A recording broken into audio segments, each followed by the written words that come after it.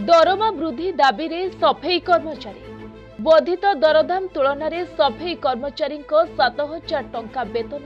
पारिवारिक प्रतिपोषण निमंते नियंट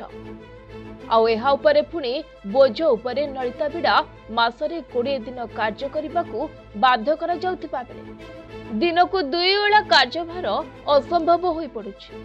तेणु निजर पेट पाटणा पाई आज व्यासनगर पौर परिषदर शताधिक कर्मचारी जाजपुर रोड सहरर गली कंदी सफेई कार्य बंद करी पौर परिषद सम्मुखरे धारणा बसिछन्ति।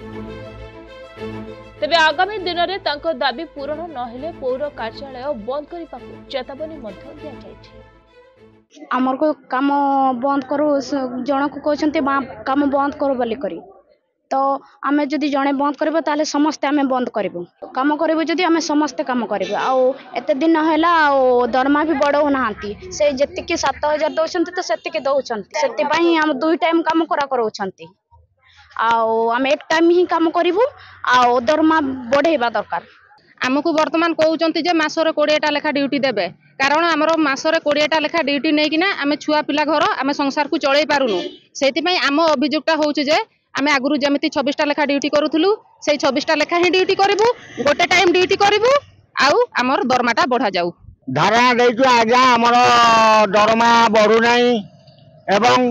हमकु जेमिति काम करूचंती से काम आमे करिला भलिया योग्यता नाही जे जोठी 6 जन दरकार सेठी 2 जन नेकरी काम करूचंती किंतु आमे जो दाबी धरिकी बसिछु